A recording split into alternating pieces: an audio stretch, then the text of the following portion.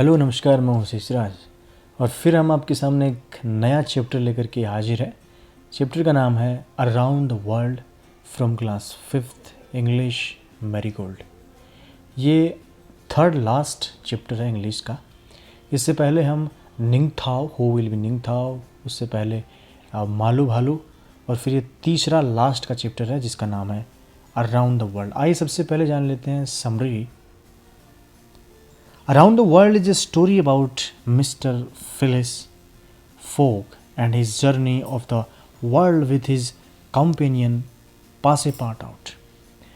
They started their journey from San Francisco to New York, which was 3,786 miles away. The train crossed many steep mountain slopes, deep canyons, curves, tunnels and bridges. Suddenly the train stopped when a herd of buffaloes came on the track. The herd took a full 3 hours to cross the tracks. The train began to move again and headed for steep mountains. This was the most different part of the journey with its winding roads. They passed the highest point of their journey, 7,524 feet above sea level. In a few hours they came out of the Rocky Mountains. The train stopped once again when the suspension bridge on Medicine River had some of its cables broken. However, the driver crossed it at maximum speed. Next day, when the train was moving forward, it was suddenly attacked by hundreds of Scout Indians. But they fled away when they saw soldiers rushing towards them. So this is the summary of this chapter, and the chapter name is Around the World. Okay. आइए ये क्या है इसका meaning summary का वो जान लेते हैं। अराउंड द वर्ल्ड, ये जो है फिलियास फॉग और उसके अपने साथी जो थे, कंपेनियन थे, पासपर्ट के साथ में दुनिया की सैर की कहानी है। उन्होंने सैन फ्रांसिस्को से न्यूयॉर्क तक की यात्रा की, जो कि 3,786 मील दूर था। ट्रेन खड़ी पर्वतीय ढलानों और गहरी घाटियों, मोड़ों, सुरंगों और पुलों से गुजरा। अचानक ट्रेन रुक गई थी। क्योंकि बफेलोज़ का जो हर्ड था, झुंड था, वो पटरी पे आ गया। झुंड को पटरी पार करने में पूरे 3 आवर्स लगे, 3 घंटे का समय लग गया। ट्रेन फिर से चल पड़ी और खड़ी चढ़ाई वाले पर्वतों की ओर मुड़ी। घुमावदार सड़कों वाली यात्रा का यह सबसे मुश्किल भाग था। वे अपनी यात्रा के सबसे ऊंचे स्थान, जो समुद्र तल से 1524 फुट ऊपर था, से गुजरे। कुछ ही घंटों में वो पथरीले पहाड़ों से शहर आ गए। ट्रेन एक बार फिर रुकी जब वो मेडिसिन नदी थी, उस पर एक झूला, जो पुल था, उसके मोटे रस्से जो थे वो टूट गए थे, लेकिन ड्राइवर ने अधिकतम सीमा की जो गति थी उसके सहारे उसे पार कर लिया, स्टंट करवा के। दूसरे दिन जब ट्रेन आगे बढ़ रही थी, सैकड़ों सियोक्स इंडियंस ने उस पर आक्रमण कर दिया, लेकिन जैसे ही उन्होंने सिपाहियों को अपनी ओर तेज़ी से बढ़ते देखा, वे भाग खड़े हुए। So this is the summary of this story around the world. Okay, आइए जान लेते हैं। हम इसका रीडिंग करेंगे, फिर उसके बाद में न्यू वर्ड्स वगैरह, ट्रांसलेशन है, वो सब हम जानेंगे। Which is the most interesting place you have visited. आपने जितने भी प्लेस विजिटेड किए हैं, सबसे इंटरेस्टिंग आपको कौन सा लगा? How did you go there and return. आप वहाँ पे कैसे गए, कैसे वापस आए? Have you travel by different means of transport. Is there a mode of transport that you would like to use. ठीक है, किस चीज़ से आप वहाँ पे आपने जो यात्रा की, वो किस मीन्स ऑफ ट्रांसपोर्ट से, कौन सा वो परिवहन का साधन था जिससे आप गए, और किस पे आप करना चाहेंगे, है ना? कौन सा मोड ऑफ ट्रांसपोर्ट है जो आप यूज करना चाहेंगे। ओके, हाँ। Mister Phileas Fogg lays abed with some of his friends to go around the world in 80 days. This is the story of how he traveled with his companion Passepartout. देखिए, ये इसमें जो mister Phyllis fog है, वो शर्त लगाता है अपने दोस्तों से कि वो धरती घूम के आएगा 80 दिनों में। और ये दिस इज़ द स्टोरी है, ये की स्टोरी है कि कैसे वो वहाँ पे यात्रा करता है अपने साथी पासेपार्टाउट के साथ। Okay. That evening, they were on the train from San Francisco to New York, which was 3,786 miles away. In 7 days, the train would take them from the Pacific to the Atlantic Ocean. The train steamed through California at full speed. It crossed steep mountain slopes, deep canyons, and hair raising curves, moving through a few tunnels and bridges. Suddenly, the train slowed down as a herd of buffaloes charged across the railway track. The train was forced to stop till the procession passed like a great brown river. The herd took a full 3 hours to cross the tracks. ये आप देख रहे हैं यहाँ पे buffaloes का जो heard है, झुंड है, वो यहाँ पे ट्रैक पार कर रहा है और इतना टाइम लगा, इसको 3 आवर्स लगे. अब इसका जो ट्रांसलेशन होगा ना वो हम देखेंगे इसके बाद में. पहले हम सिर्फ रीडिंग कर रहे हैं इसका, उसके बाद में ट्रांसलेशन भी हम देखेंगे. चलिए नेक्स्ट लाइन्स. ओके. फिर यहाँ पे क्या हुआ, जो एक नदी थी, मेडिसिन नदी थी, उस पर ब्रिज था झूलता हुआ, तो यहाँ पे भी ट्रेन रुक गई थी. लेकिन जो ड्राइवर था ट्रेन का, उसने फुल स्पीड से इस ब्रिज को ना पार कर दिया था. चलिए पिक्चर है. Okay. Again the train headed for steep mountains. This was the most difficult part of the journey with its winding roads. They passed the highest point of their journey, 7524 feet, 7,524 feet above sea level. In a few hours, they would be out of the Rocky Mountains. After the passengers had taken their breakfast, the train gave a shrill whistle and braked with a jerk and came to a halt. Passepartout, a French passenger, went to see what the matter was.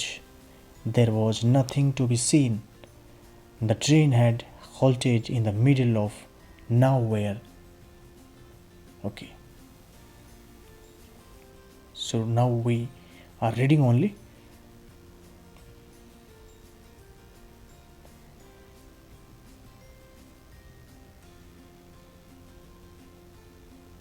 Okay, next.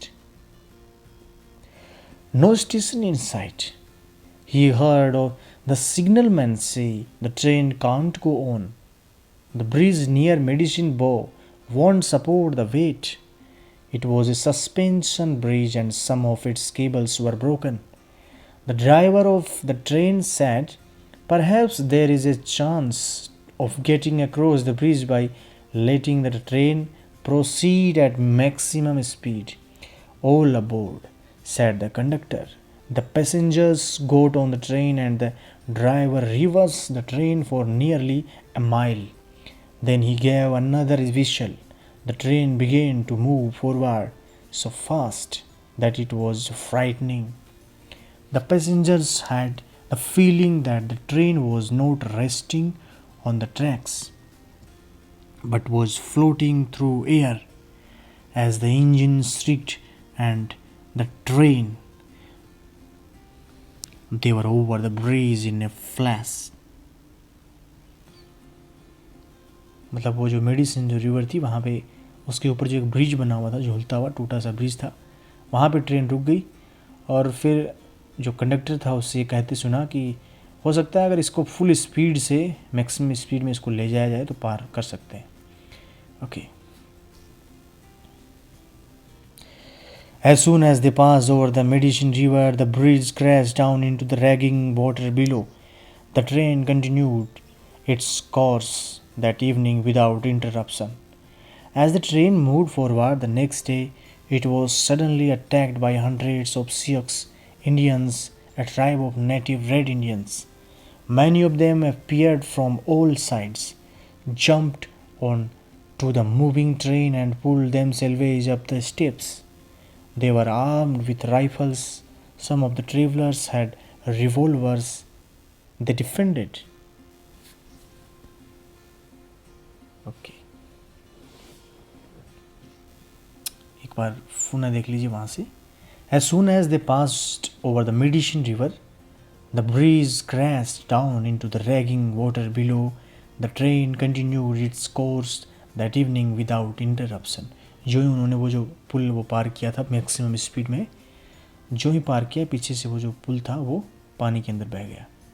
As the train moved forward the next day, it was suddenly attacked by hundreds of Sioux Indians. फिर attacked वहाँ पे आक्रमण किया गया. Sioux Indian थे, a tribe of native red Indians. Many of them appeared from all sides. चारों तरफ से वो आए. Jumped on the moving train. वो चलती ट्रेन पे कूदे. चलिए ये देख लीजिए आप, पिक्चर में दिखा था. ये यहाँ पे जो पिक्चर दिख रही है आपको नीचे, ये जो वो मेडिसिन रिवर है नीचे, उसके ऊपर ये ब्रिज है. और फिर पाछे पाटा और जब वहाँ पे उतरा देखने के लिए कि क्या हो रहा है, तब उसने कंडक्टर को कहते हुए सुना कि हम इसको पार कर सकते हैं अगर इसको मैक्सिमम स्पीड में ट्रेन को ले जाया जाए इसके ऊपर से. ये आप देख रहे हैं ना, ये हैं वो रेड इंडियंस जिन्होंने ट्रेन पे आक्रमण कर दिया था, चलती ट्रेन पे जो कूद रहे थे. ओके, ये जिन्होंने मास्क पहन रखे ना, ये हैं. Next please. Themselves bravely by answering with pistol shots. The conductor cried out, "The train must be stopped or we are lost." "I will go," said Passepartout. He opened a door and unseen by the red Indians, he slipped under the racing train and holding to the chains he slowly reached the engine. Then he separated the engine from the coachage. They started to slow down. They had neared a station where soldiers, attracted by the sound of shots, hurried towards the train. The red Indians on board saw them and quickly jumped off before the train stopped entirely. अब यहाँ पे पास से part out क्या करता है, वो धीरे से जो इंजन के पास में जाता है, मतलब जो रेड इंडियंस होते हैं उनको इसको देख नहीं पाते हैं, और वो इंजन को कोचेज से अलग कर देता है. पास में जो एक जो स्टेशन था वहाँ पे सिपाही खड़े थे, क्योंकि उन्होंने जो पिस्टल के शॉट लगे थे उनकी आवाज़ उन्होंने सुन ली थी, तो वो जो आक्रमणकारी थे वो बीच में ही उतर करके वहाँ से भाग गए. ओके, अब हम इसका जब ट्रांसलेशन देखेंगे तो आपको पूरा अच्छी तरीके से समझ में आ जाएगा. So they had neared a station where soldiers, attracted by the sound of shots, hurried towards the train. The red Indians on board saw them. उन्होंने उसको देखा and quickly jumped. जल्दी से उन्होंने वहाँ से जंप किया. Before the train stopped entirely. जब ट्रेन रुकने से पहले वो जंप करके वहाँ से भाग गए. चलिए फिर इसमें कुछ न्यू वर्ड्स हैं, ये देख लेते हैं, फिर हम इसका ट्रांसलेशन देखेंगे. प्रोसेशन है, body of persons or animals walking together. Procession. Canyons का मतलब है deep narrow opening usually with a stream. Supporting का मतलब है keep from falling. Conductor. Person in charge of bus or a train. बस और ट्रेन का इंचार्ज जो आदमी होता है उसको बोलते हैं कंडक्टर, परिचालक उसको बोलते हैं. तो बुक के हिसाब से देखें तो इसमें 4 न्यू वर्ड्स आए हैं, लेकिन जो जिस पैराग्राफ में जितने न्यू वर्ड्स आएंगे हम आपको साथ साथ में बताते चलेंगे. लेकिन यहाँ पे बुक के हिसाब से केवल 4 न्यू वर्ड्स हैं. देख लीजिए आप फिर से दोबारा से. Procession, PROCESSION. प्रोसेशन का मतलब है बॉडी ऑफ पर्सन्स और एनिमल्स वॉकिंग टुगेदर. कैनियंस का मतलब है CANYONS. कैनियंस का मतलब है deep narrow opening usually with a stream.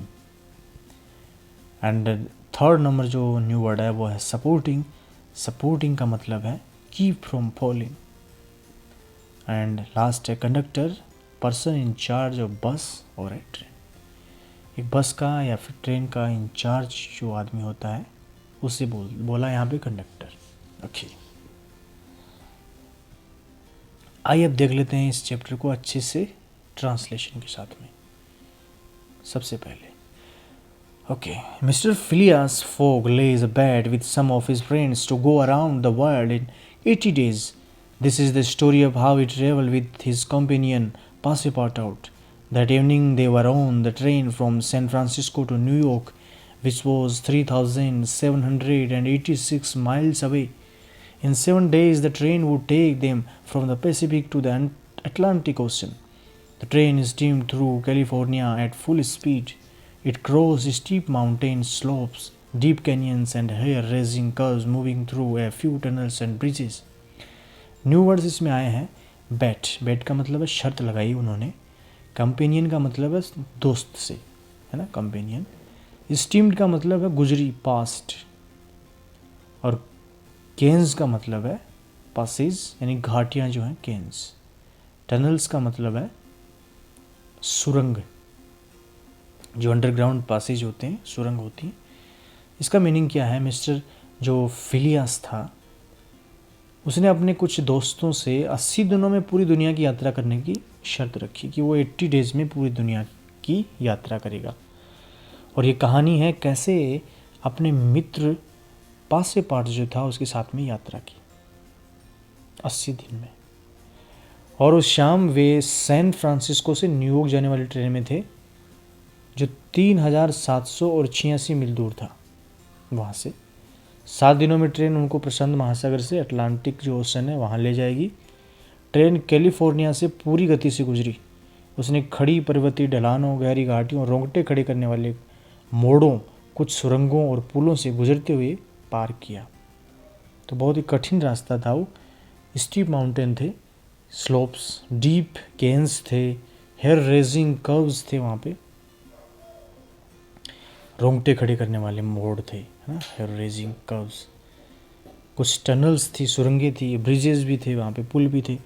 तो इतना मुश्किल भरा रास्ता उन्होंने पार किया और 80 दिन में पूरी दुनिया की यात्रा करने की उन्होंने शर्त लगाई थी मिस्टर फिलियास ने अपने दोस्तों से, और अपने एक दोस्त के साथ में, पासेपार्ट के साथ में, यहाँ पे पासपर्तू दे रखा है, उसके साथ में यात्रा की। उसके बारे में ये कहानी है।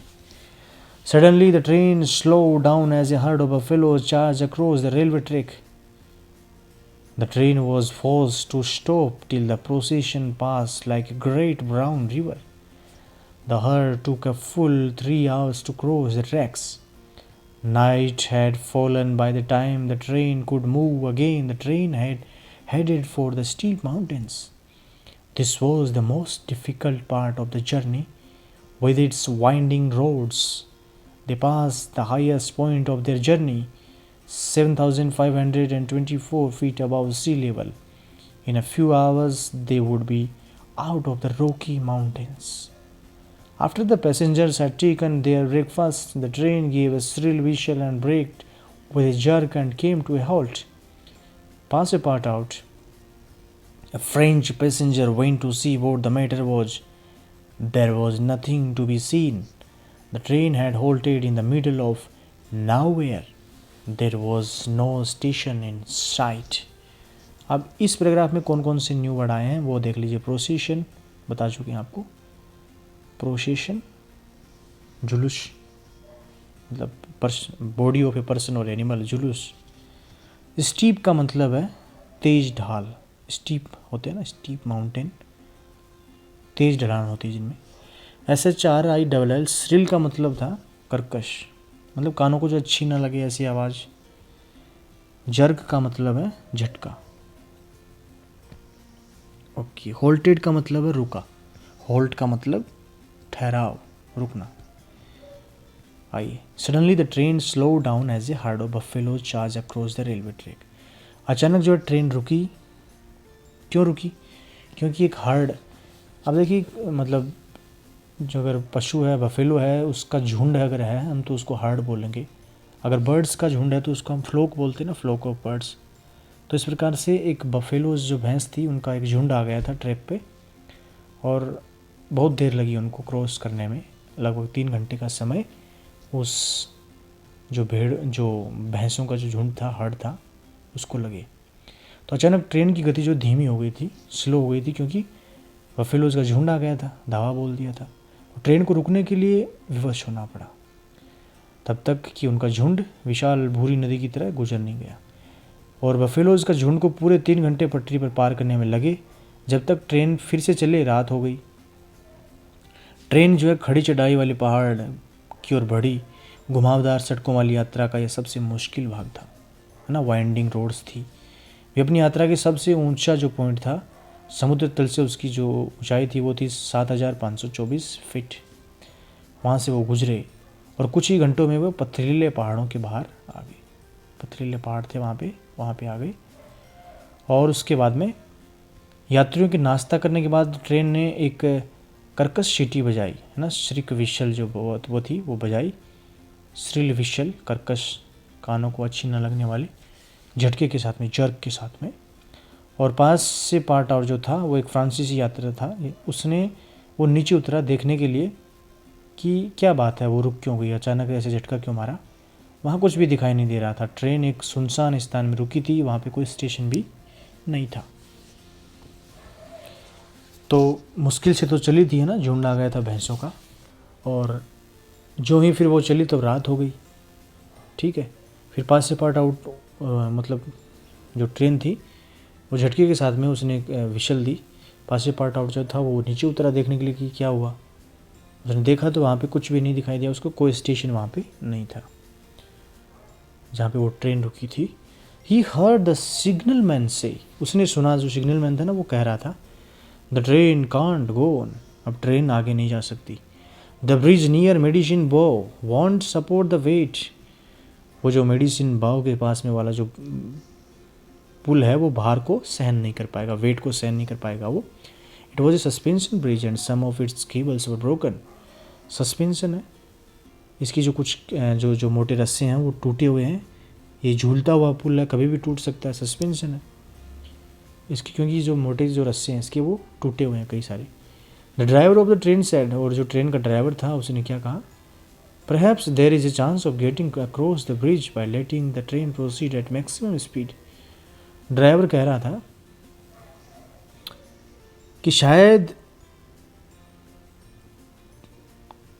There is a chance of getting across the bridge by letting the train proceed at maximum speed. पार अगर हम करना चाहेंगे तो मैक्सिमम स्पीड से इसको क्रॉस करना पड़ेगा पुल को। ये जो सस्पेंशन ब्रिज है इसको अगर हम पार करना चाहते हैं तो मैक्सिमम स्पीड से इस ट्रेन को इसके ऊपर से गुजारना पड़ेगा। ये किसी ने कहा, ड्राइवर ने। All aboard said the conductor, the passengers got on the train and driver reverse the train for nearly mile, then he gave another whistle, the train began to move forward so fast that it was frightening, इतनी तेज़ी से वो दौड़ रही थी train कि डर लग रहा था सबको। The passengers had the feeling that the train was not resting on the tracks but was floating through air as the engine streaked. अब हुआ क्या, वहाँ पे ट्रेन आगे नहीं जा सकती थी, ठीक है। अब वो जो सस्पेंशन ब्रिज था वो वज़न नहीं सह पाएगा क्योंकि उसके जो मोटे रस्से थे, जो केबल्स थी वो टूट गई थी। और ट्रेन का ड्राइवर क्या बोला, शायद ट्रेन को मतलब मैक्सिमम स्पीड से पुल पार कराने में आसानी होगी। और कंडक्टर ने कहा, सभी ट्रेन में स्थान ग्रहण करें, यानी सारे के सारे जो है ना ट्रेन में आ जाओ। जो बाहर यात्री उतर गए थे ना उनको उन्होंने बोला कि फटाफट से ट्रेन के अंदर आ जाओ।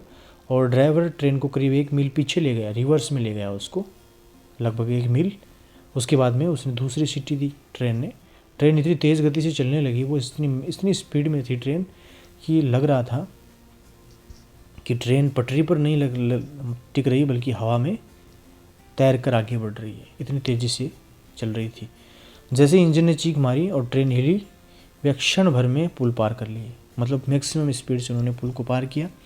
और जो ही उन्होंने मेडिसिन नदी को पार किया तो जो पुल था वो टूट करके नीचे तीव्र गति से बहने वाले पानी में जा गिरा और ट्रेन उसे शाम बिना किसी व्यवधान के आगे बढ़ती गई। फिर ट्रेन है ना आगे बिना किसी रुकावट के आगे बढ़ती गई। लेकिन जो ही उन्होंने पुल को क्रॉस किया मेडिसिन रिवर के ऊपर से, तो पुल जो है धड़ाम से पूरा पानी में गिर गया। As the train moved forward the next day, it was suddenly attacked by 100 of Sioux Indians, a tribe of native Red Indians. Many of them appeared from all sides, jumped onto the moving train and pulled themselves up the steps. They were armed with rifles. क्या क्या थे उनके पास में, जो हथियार थे उनके पास में, राइफल्स थी। Some of the travelers had revolvers. अब जो कुछ ट्रेन में यात्रा कर रहे थे उनके पास में रिवॉल्वर्स भी थे किसी के पास में। They defended themselves bravely by answering with pistol shots. अब वो लोग जो ना पिस्टल से शॉट मार रहे थे ना, वो भी उनका मुकाबला कर रहे थे। The conductor cried out, conductor ने क्या कहा, the train must be stopped और वी आर लॉस्ट, ट्रेन को रोक देना चाहिए, है ना। Said पासेपार्ट out.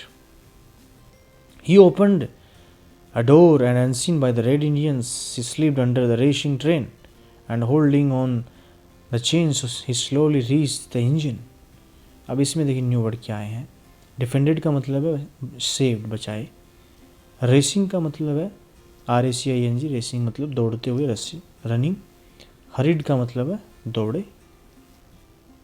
एंटायरली का मतलब है कम्प्लीटली, यानी पूरी तरह से। ओके, तो अगले दिन जो ट्रेन आगे बढ़ रही थी और वहाँ पे अचानक जो है सैकड़ों सियोक्स इंडियंस, उन्हें धावा बोल दिया ट्रेन पे। उनमें से कई जो है सभी तरफ से आए, चलती ट्रेन में कूद गए और जो पायदान थे तक अपने को खींच लिया। वे सभी राइफल से लैस थे, उनके पास में हथियार थे।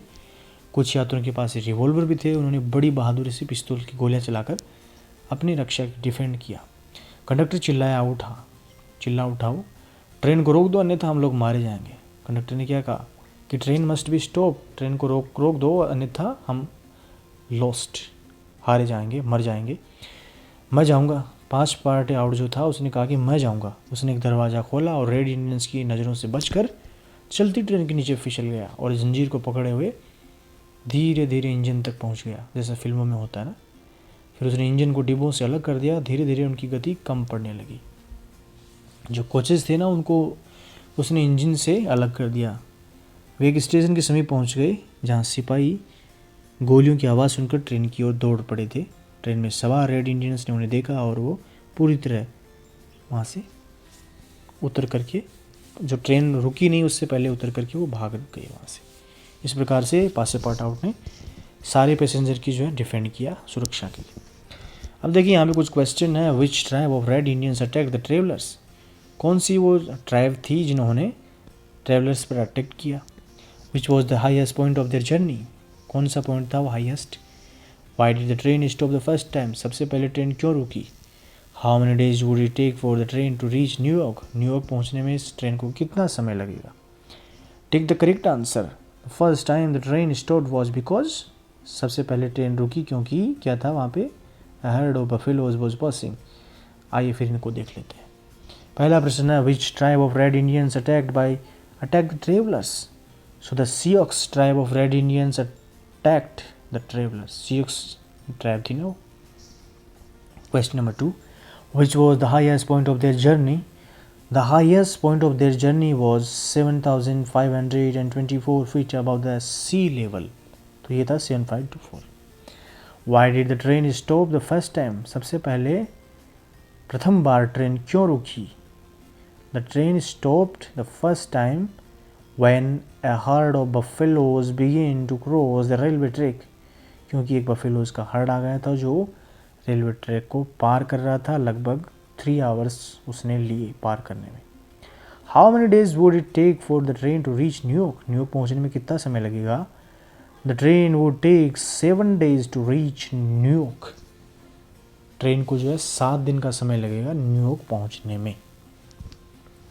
Okay, next, match the following words with their meanings. You can take the help of a dictionary. halted, people traveling in buses, trains, etc. Passengers stopped, defended completely, shuddered many times, several occasions, trembled or shook violently, interruption, break or continuity of, entirely, protected from attack।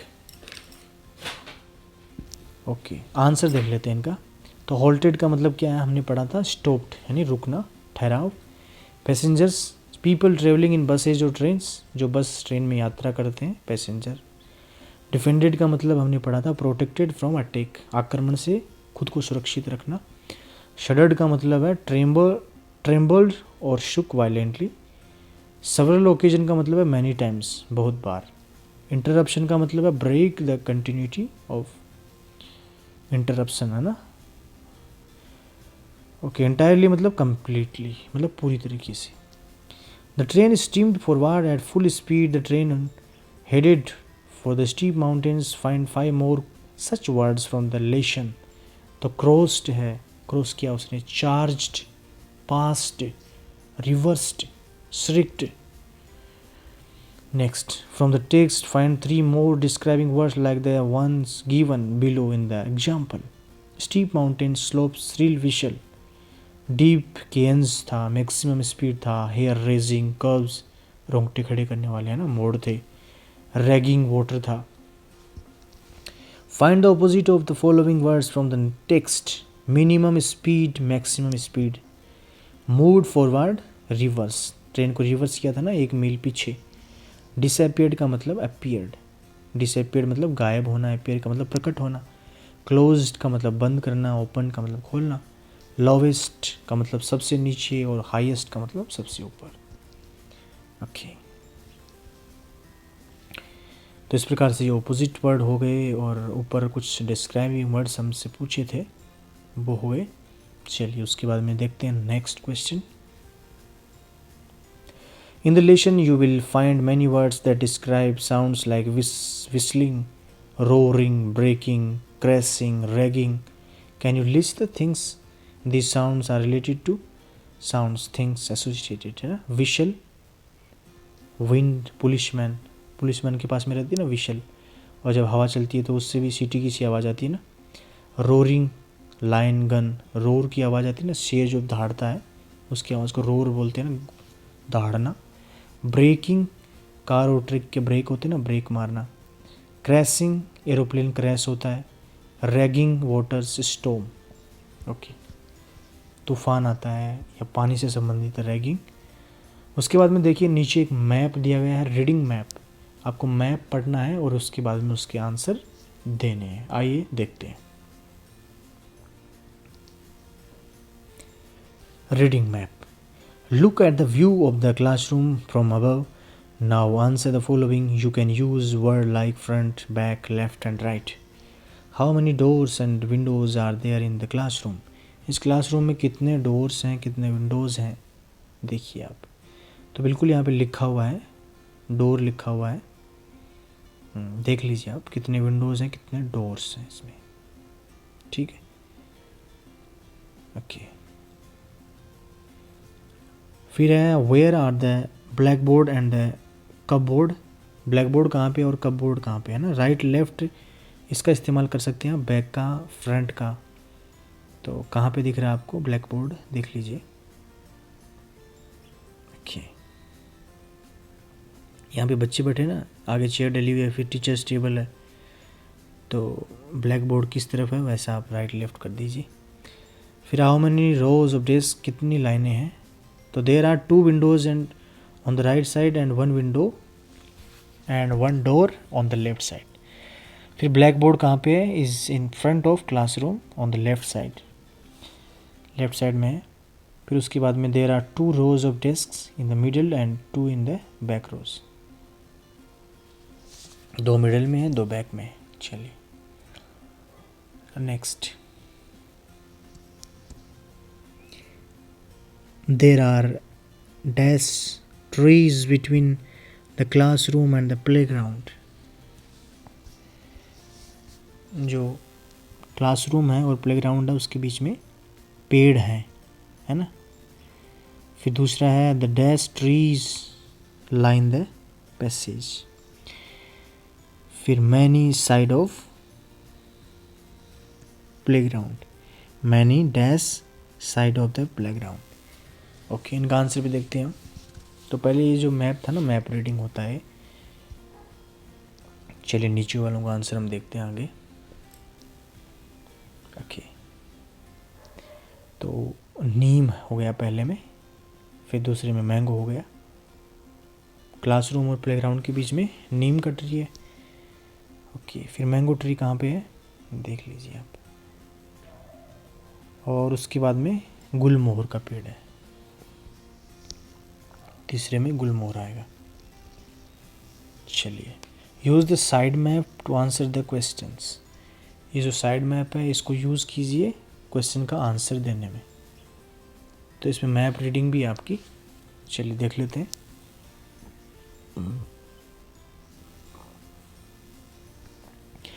What does the dotted line on the map show? जो dotted line है वो क्या दिखाती है map में? What road would Ajay take to get to the boat club? What building is next to the picnic area? Picnic area के next में कौन सी बिल्डिंग है? What road passes by Ajay's house? What other way could Ajay use to get from his house to his grandmother's house? Use verb like go, turn, cross. Use preposition like across, between, in front of, besides, near, behind. चलिए, तो route from Aziz house to his school, फिर कस्तूरबा गांधी मार्ग है, तीसरे का India gate है, चौथे का रिंग रोड है, पांचवे का Ajay could take Ashoka road to get his grandmother's house, Ashoka road ले सकता है वो अपने घर से जाने के लिए। He could go through Kasturba Gandhi Marg, Kasturba Gandhi से भी वो जा सकता है। From that road he could reach boat club, इससे वो बोट क्लब में पहुंच सकता है। Then he could go across the picnic area, और वहाँ से वो पिकनिक एरिया में जा सकता है।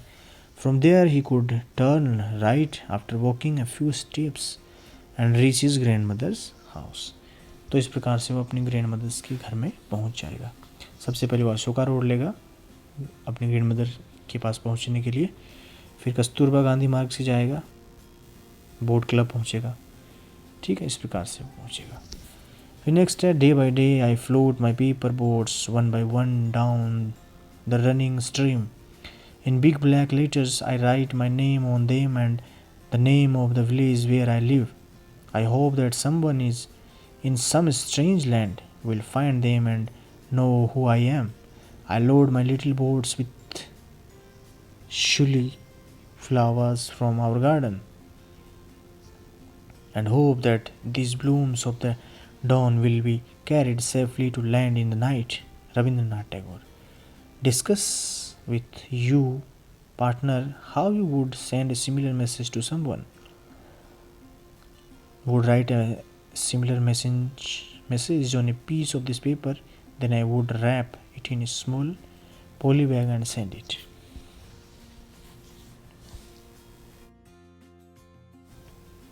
आइए उसके बाद हम देख लेते हैं next. Let's write, see the picture travel time below, answer the question that follow. Where did you go for an excursion holiday, कहाँ पे गए थे आप हॉलीडे में या एक्सकर्शन पे। With whom did you go, किसके साथ में गए। What did you take with you, क्या आप साथ में क्या लेकर के गए। What was the first thing you saw when you reached your destination, जब आप वहाँ पे पहुँचे तो आपने सबसे पहले क्या देखा। What did you like best about the place, उस स्थान के बारे में आपको सबसे अच्छी चीज़ क्या लगी। How long did you stay there, वहाँ पे आप कितने समय तक रुके। What did you miss about home, आपने घर के बारे में क्या मिस किया। तो कहाँ पे गए थे, शिमला में गए।